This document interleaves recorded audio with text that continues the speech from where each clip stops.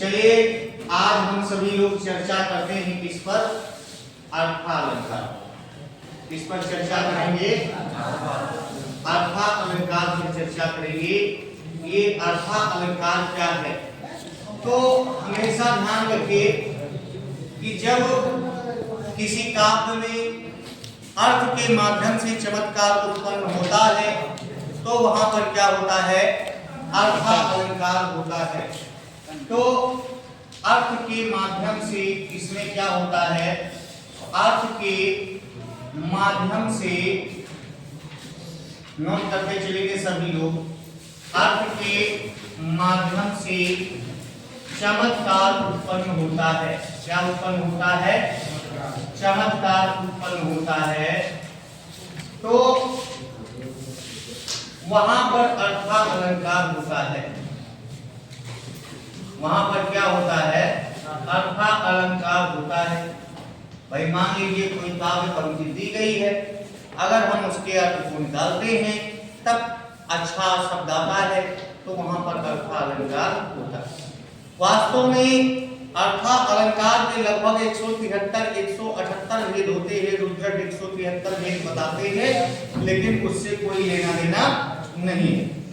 आपको सिर्फ उतने से मतलब है जितना आपके सिलेबस में है।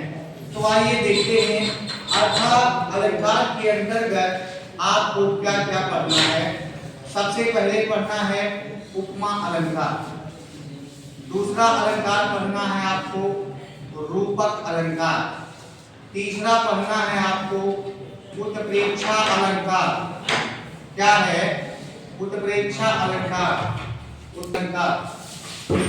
चौथा है संदेह अलंकार। पांचवा जो है आपका वह है भ्रांतिमान अलंकार। भ्रांतिमान अलंकार। ये 5 अलंकार सामान्य हिंदी के अंतर्गत आप लोगों को हर हाल में तैयार करना है और यहीं से आपके पेपर में पूछा जाएगा। तो इसे जल्दी से आप नोट कर लीजिए।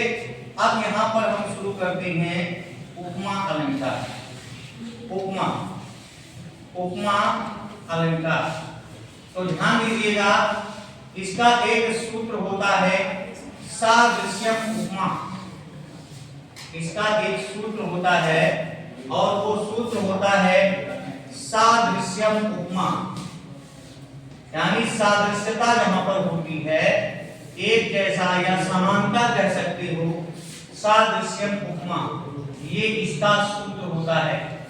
ठीक है ना?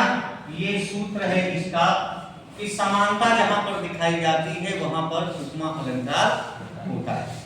इसकी परिभाषा अगर हम देखते हैं तो इसकी परिभाषा में लिखते हैं जहां पर उपमेय में उपमान की समानता दिखाई जाए। जहां क्या है? उपमेय में उपमान की समानता दिखाई जाए। उपमेय में उपमान की समानता। समानता शब्द जरूर याद रखिएगा, समानता दिखाई जाए तो वहां पर उपमा अलंकार होता है। ठीक है ना? जहां पर उपमेय में उपमान की समानता दिखाई जाए वहां पर उपमा अलंकार होता है।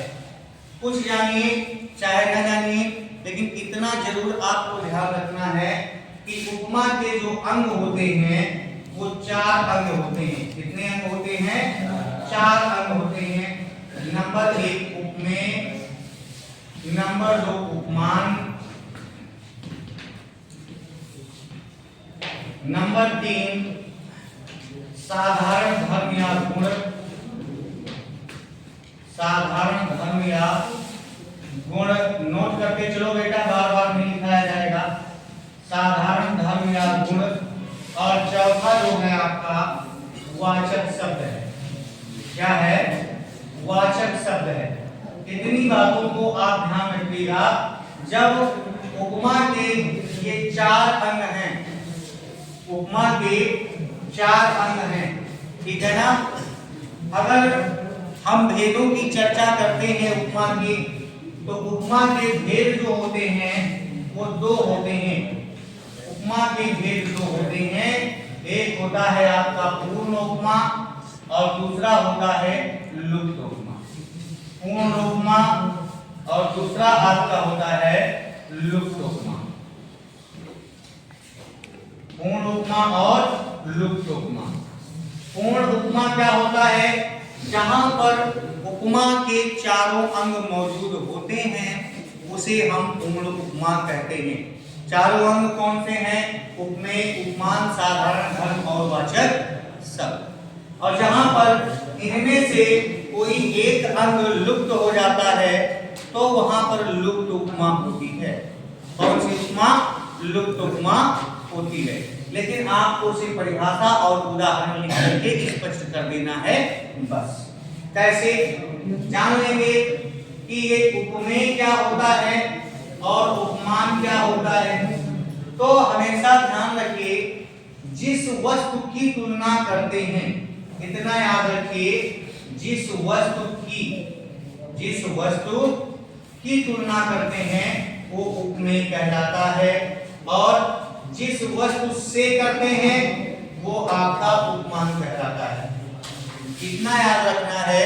जिस वस्तु की और जिस वस्तु से। तो जिस वस्तु की तुलना की जाती है वो उपमेय है और जिस वस्तु से की जाती है वो उपमान है। साधारण धर्म और गुण की बात करें तो ये वस्तु या व्यक्ति के स्वभाव, प्रकृति, गुण, दशा को व्यक्त करता है। तो इसमें लिख लेंगे स्वभाव, प्रकृति,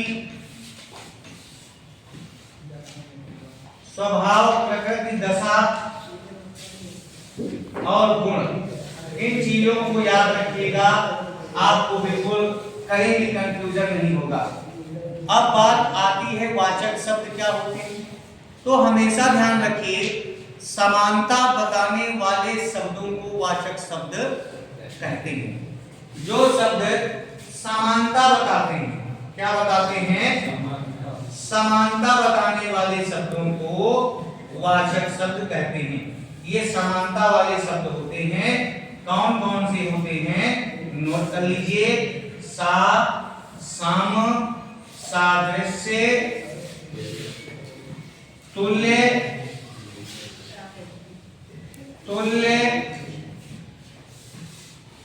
और इधर बढ़ाए दे रहे हैं, इस तरफ लिख देते हैं ज्यों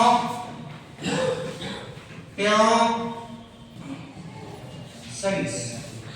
जहां पर ये वाचक शब्द आपको दिखाई दे जाए तत्काल ही समझ लीजिएगा कि यहाँ पर उपमा अलंकार है।